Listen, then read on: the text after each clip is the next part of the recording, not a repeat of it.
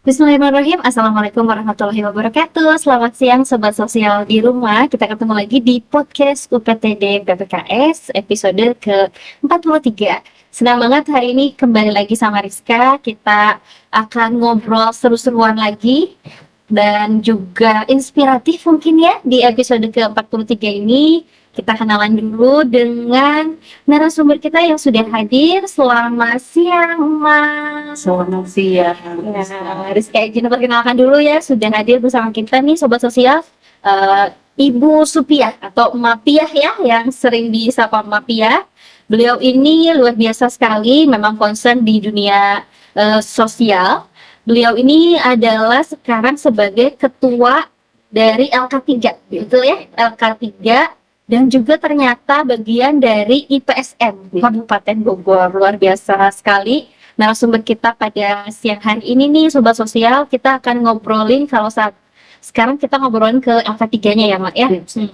Kita akan ngobrol banyak, Sobat Sosial juga mungkin yang tahu sih sebetulnya LK3 itu apa Mak, karena kan kalau PSM pekerja sosial masyarakat lumayan sudah populer. Betul. Tapi kalau LK3, Lembaga Konsultasi Kesejahteraan Keluarga, itu mungkin belum banyak Sobat Sosial yang tahu. Boleh nggak sih diceritain dulu sama Sobat Sosial di rumah, apa sih LK3 itu Mak? Selamat siang semuanya. Saya berterima kasih ke UPTD PPKS yang kali ini mengundang saya di podcastnya. Ya. Saya bantu jelaskan juga berkaitan dengan LK3. Apa sih itu LK3? Lembaga Konsultasi Kesejahteraan Keluarga. Satu unit lembaga sosial terpadu yang digagas oleh Kementerian Sosial yang lahir melalui Permensos nomor 16 tahun 2013. LK3 itu ada 3 jenis layanan, baik yang ada di dinas sosial, ada di seluruh kota kabupaten di dinas sosial itu ada LK3. Yeah. Ada juga yang LK3 berbasis masyarakat dan LK3 berbasis perguruan tinggi. Nah, alhamdulillah di Jawa Barat ini di Kabupaten Bogor masih bertahan dari 2009 sampai saat ini LK3-nya masih hadir. Jadi dia itu digagas oleh Kementerian Sosial untuk membantu para keluarga yang membutuhkan dukungan psikososial. Oh, Seperti itu. berarti kalau dari 2009 sampai sekarang 2025 sudah berbelas-belas tahun ya sebetulnya LK3 di Kabupaten Bogor ini hadir melayani masyarakat, terutama mungkin di Kabupaten Bogor. Sebetulnya untuk LK3 sendiri kan dari namanya itu sudah ada keluarga ya. Nah, segmen pelayanan yang diberikannya itu sasarannya itu untuk siapa saja? Karena kan keluarga itu kompleks ya Mak ya. Ada keluarga kecil, ada keluarga besar. Kalau untuk LK3 sendiri memang segmennya itu siapa saja? Kita sasaran kita itu baik itu keluarga atau perorangan, juga lembaga, juga instansi. Jadi kita tidak mengacu kepada hanya satu keluarga saja, karena keluarga itu kan ada terdiri dari ayah, ibu, nenek, kakek dan sebagainya. Lalu ada juga ternyata satu lembaga yang misalkan dari lingkup pendidikan, di instansi pendidikan atau lingkup sekolah misalkan. Ternyata di sekolah juga ada kendala-kendala yang memang seperti saat ini ada banyak beberapa kasus mungkin terjadi yang viral-viral, orang tua tidak terima anaknya dipukul. Itu datang juga ke kami. Oh iya. Jadi sasarannya itu sebetulnya untuk di LK3 itu yang tidak mampu, tetapi berjalan waktu dari 2009 sampai saat ini tuh tidak hanya orang tidak mampu yang masuk ke kami, ada juga instansi ya yang konsultasi ke kami, tapi dengan catatan Mak nggak boleh dicatat di kasus, boleh nggak masalah, seperti itu. Betul. Ya karena memang betul Mak, sobat sosial di rumah juga tahu ya sekarang dengan era yang mungkin lebih maju dan juga anak-anak sekarang pola pengasuhan, Iya. kemudian pola pendidikan di keluarga dan juga ya itu tadi ada Gen Z, Iya, betul. ada dan lain-lain. Jadi kasus-kasus yang berhubungan dengan keluarga tentu saja semakin berkembang, Iya. semakin mungkin unik yang Unik, ya. sebelumnya belum ada. Sekarang kok Muncul ya. muncul, betul, terutama karakter-karakter dari anak-anak kita sekarang ya yang mungkin berbeda. Mereka Iya. lebih maju, lebih modern. Tentu penanganan juga akan berbeda dengan saya waktu Betul, dulu ya, Mak, iya. ya. Nah, kalau ketiga sendiri ini sebetulnya pelayanan atau baik itu pelayanan pencegahan misalnya seperti sosialisasi ataupun pelayanan langsung ketika ada kasus, itu ada jenis-jenis pelayanan itu seperti apa sih, Kak? Kalau pelayanan di kami ada konsultasi, konseling, advokasi, rujukan dan penjangkauan. Itu enam layanan itu yang kami lakukan. Tentunya seperti informasi, tidak semua masyarakat mampu mengakses Betul. mengetahui bahwa kalau ada masalah itu datang kemana. Betul, betul. Bahkan ke hal-hal yang ramai ini kayak sekarang masyarakat nggak dapat bansos, itu mereka nggak tahu mesti mengadu kemana. Kadang-kadang karena sekarang musimnya status ya, Iya. naik ke status, kok saya nggak dapat bantuan dan sebagainya. Iya, Itu juga akhirnya kita lakukan informasi melalui media sosial. Kita ada IG, terus kemudian kita turun juga ke lapangan, turun-turun ke desa. Jadi kami membuka kegiatan. Jadi setiap tahun itu kami memberikan informasi kepada masyarakat berkaitan dengan misalkan trending kasus di 2024 itu apa. Oh ternyata yang kami tangani di 2024 banyak case tentang penelantaran orang tua. Kita akan buatkan program itu di 2025, pencegahan penelantaran orang tua. Kita buat programnya, kita datangkan narasumbernya, kita lakukan penyuluhan di tingkat desa melalui PSKS sendiri, melalui pilar-pilar sosial sendiri. Kita undang PKS, KPSN, kemudian Karang Taruna untuk hadir di kantor kami. Kita sampaikan tahun ini angka ini kok tinggi. Ini teman-teman bantu dong jelaskan ke masyarakat bahwa orang tua seperti apa. Lalu seperti pada saat pasca COVID itu ternyata angka tindak kekerasan terhadap anak, pelecehan seksual dan sebagainya itu cukup tinggi. Itu pun kita sosialisasikan untuk baik itu lewat K3 Goes to PAUD. Oh ya. Kami lakukan itu. Roadshow gitu ya, Pak, ya?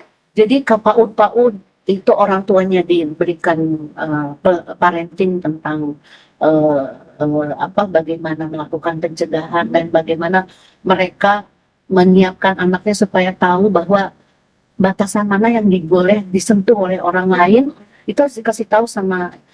Jadi kita memberikan penyuluhan kepada para guru, juga para orang tua, dan anaknya juga diberikan edukasi supaya kalau kamu ketemu dengan orang yang seperti ini, kamu nggak boleh disentuh ini gitu ya. Itu kita lakukan.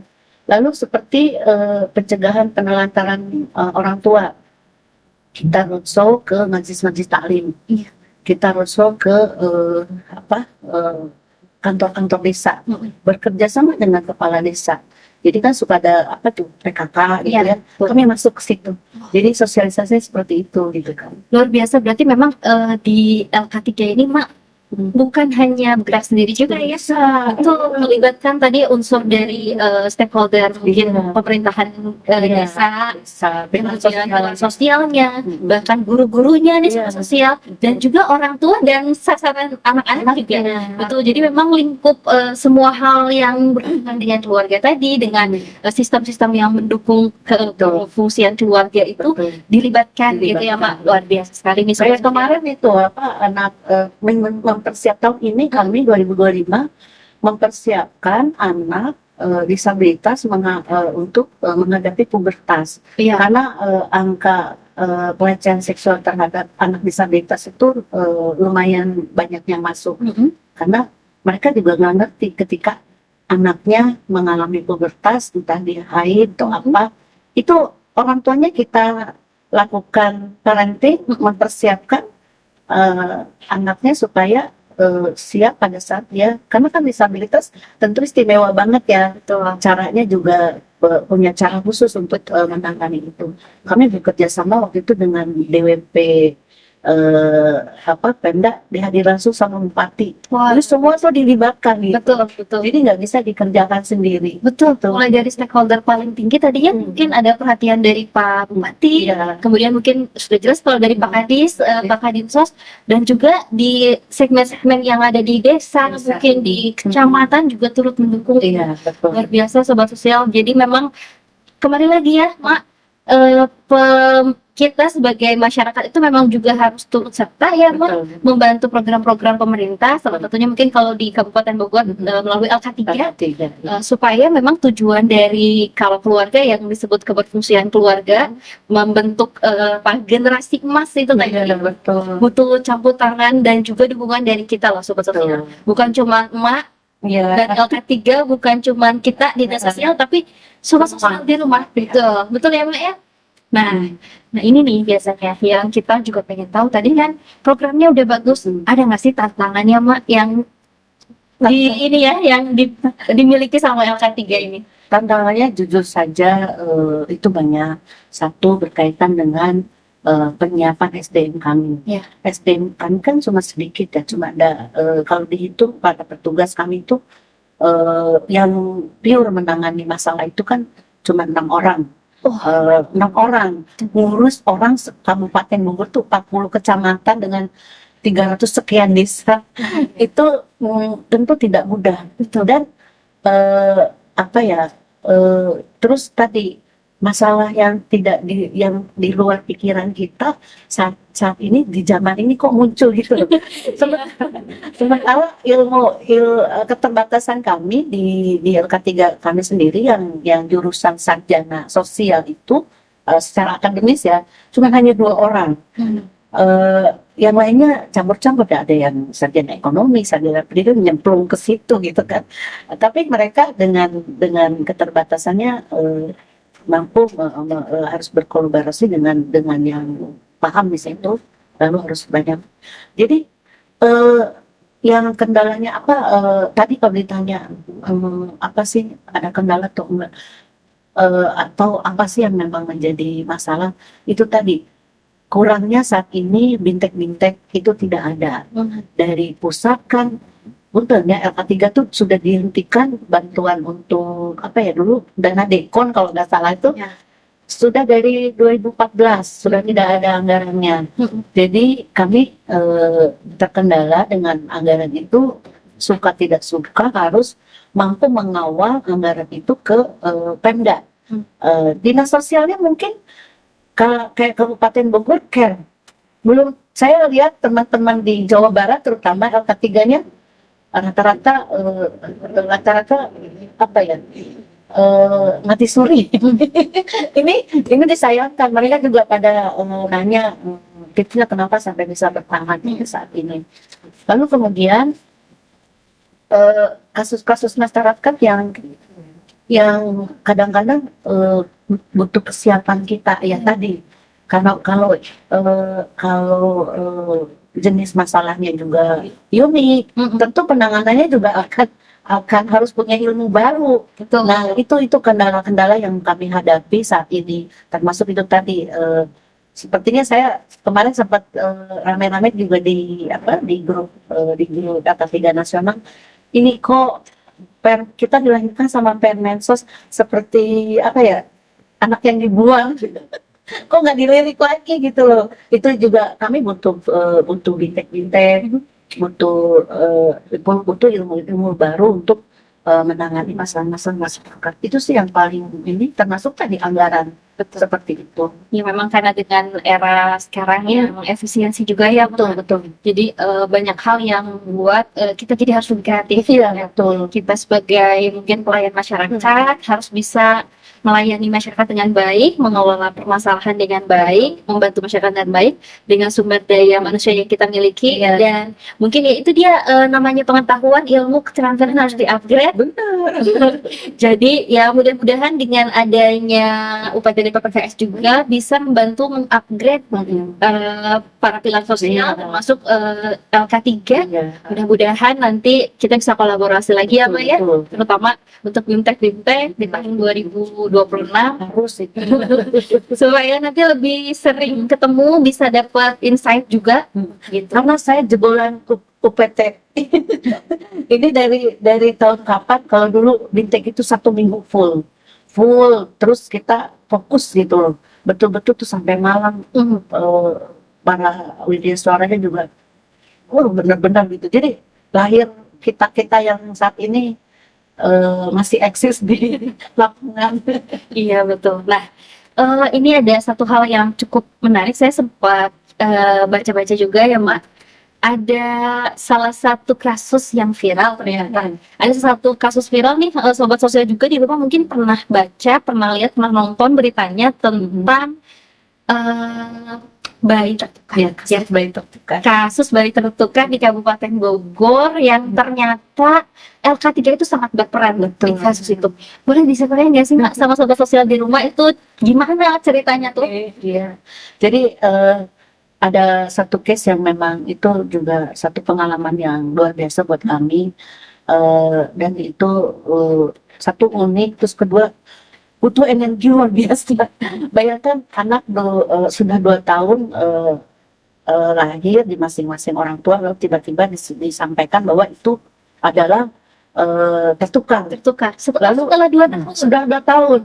Lalu yang pas kami dikasih surat sama, karena itu langsung untuk dari bupati minta difasilitasi oleh dinas sosial, akhirnya kepala dinas sosial memerintahkan tim LK3 untuk terlibat di dalamnya, karena ternyata prosesnya bukan hanya mendampingi psikologi si anak, tetapi juga orang tua. Betul. Bagaimana menyiapkan si orang tua ini untuk kedua belah pihak itu untuk menerima kenyataan bahwa hasil DNA anak tersebut adalah masing-masing itu ya ini orang tuanya sih, yang ini orang tuanya ini. Yang berat itu proses bonding. Iya betul. 2 bulan kami melakukan bonding, bertukar informasi.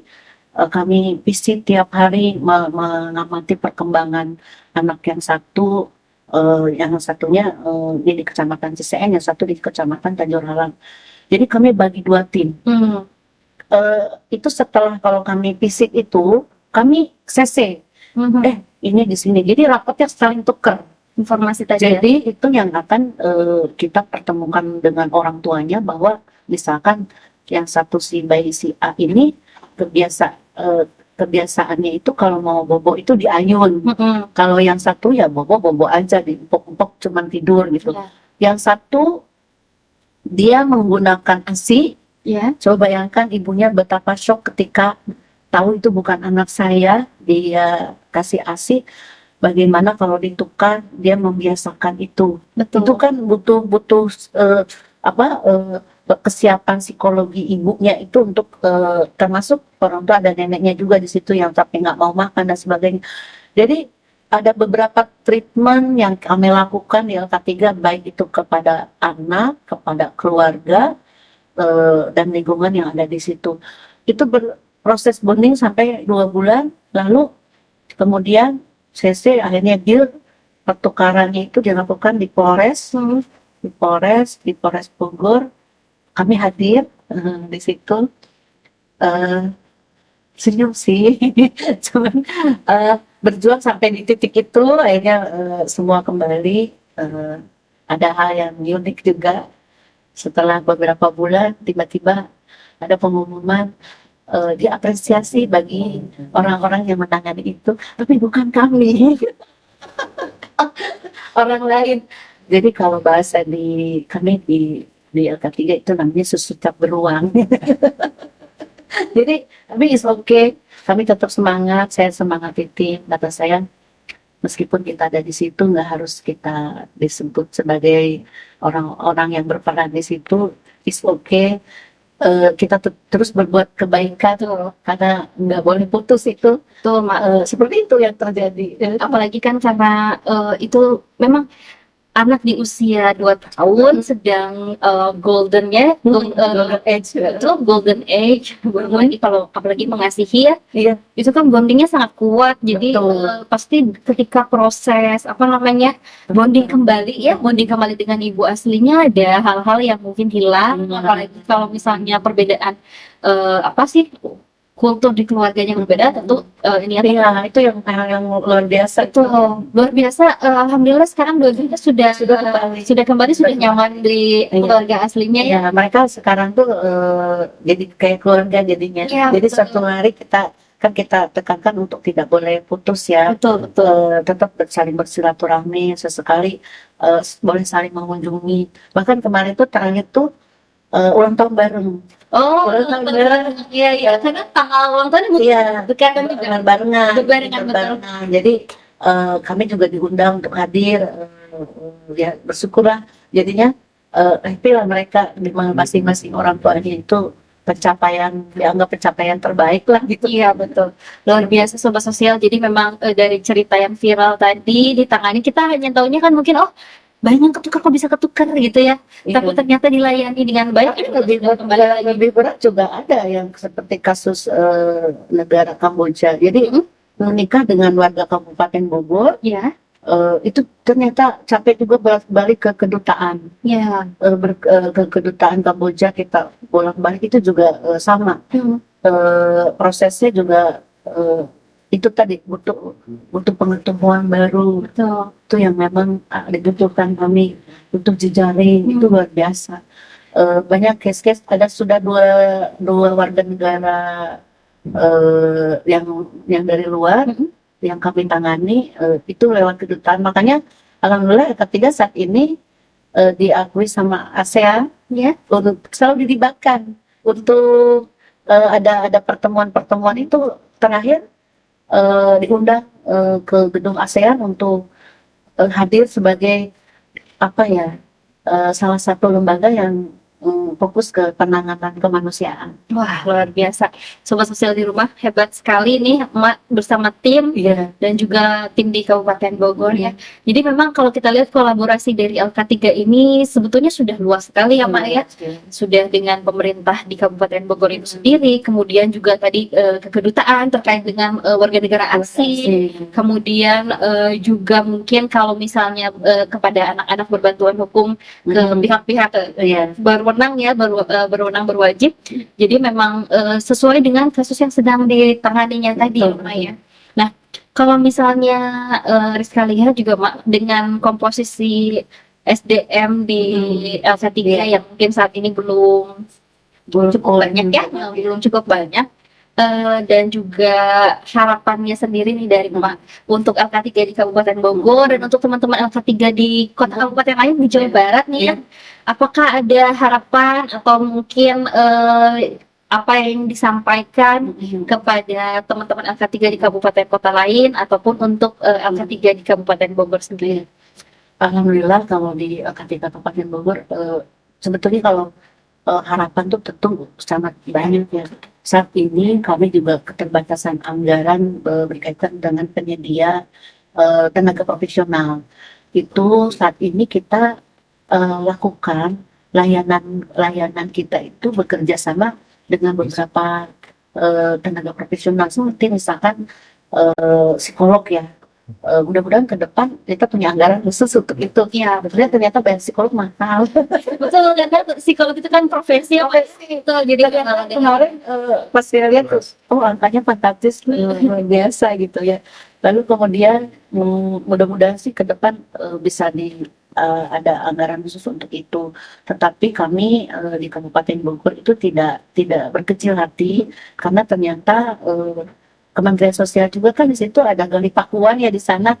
Akhirnya psikolog Gali Pakuan saat ini kerjasama dengan kami. wah, luar biasa. Jadi psikolognya yang datang ke kami untuk ke lembaga kami, hadir ke lembaga kami. Lalu kemudian saya juga apresiasi juga sama para ketua LK3 di Jawa Barat yang dengan keterbatasannya masih berjalan. Ada beberapa yang WA juga ke saya, Mak kok di Bogor masih eksis gitu ya. Saya rindu juga dengan kegiatan kami di UPTD di sini untuk mengumpulkan teman-teman LK3, baik Bintek atau apalah namanya ya, pembekalan tentang ini. Jadi ya mudah-mudahan LK3 juga mulai diperhatikan lagi di Dinas Sosial Provinsi, mulai dihidupkan lagi, mungkin disemangati lagi dinasnya untuk kalau di dinas provinsinya sudah tidak diberi anggaran, mudah-mudahan Dinas Sosial Provinsi Jawa Baratnya menyemangati untuk menghidupkan lagi lembaga yang sebetulnya penting banget untuk masyarakat. Terus kalau. Nah, satu lagi mungkin Mak, sebelum kita tutup, apa sih yang menjadi harapan dan juga yang ingin disampaikan dari Mak, teman-teman LK3 kepada masyarakat nih, masyarakat di Kabupaten Bogor, masyarakat di Jawa Barat, masyarakat di mana-mana dan termasuk stakeholder yang berhubungan dengan masyarakat dan kinerja LK3. Apa sih harapan ataupun yang ingin disampaikan?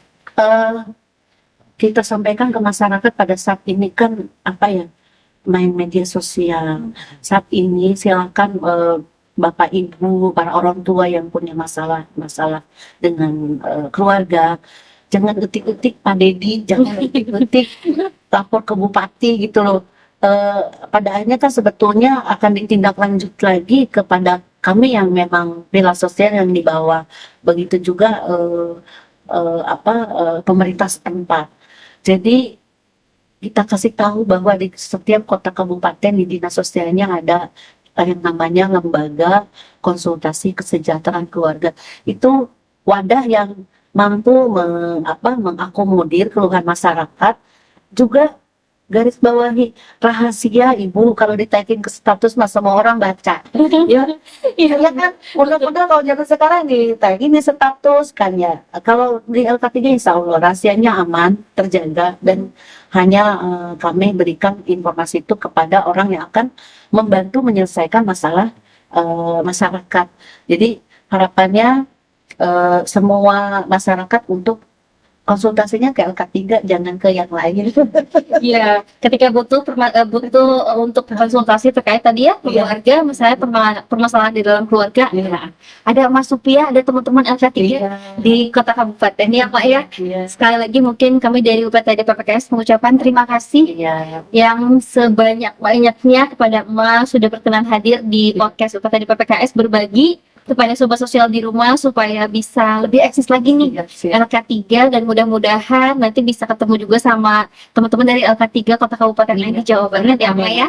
Nah, sobat sosial, hari ini kita udah ngobrol seru nih sama Mas Supia. Terima kasih udah nonton. Tapi yang paling penting juga jangan lupa untuk follow Instagram dari UPTD PPKS dan juga subscribe YouTube dari UPTD PPKS ya, sobat sosial. Nanti kita akan ketemu lagi di episode berikutnya. Nanti ketemu lagi sama sosok-sosok inspiratif nih kayak Mas Supia, yang masih banyak ternyata pahlawan-pahlawan sekarang karena bulan November nih, sobat sosial di rumah. Pahlawan itu sekarang sudah berbeda bentuknya. Kalau dulu mungkin tegap pakai seragam ya, kalau sekarang pahlawan itu sosok wanita yang luar biasa yang ada di tengah-tengah kita nih sobat sosial. Terima kasih, kita ketemu lagi di podcast UPTD PPKS episode berikutnya. Sampai jumpa.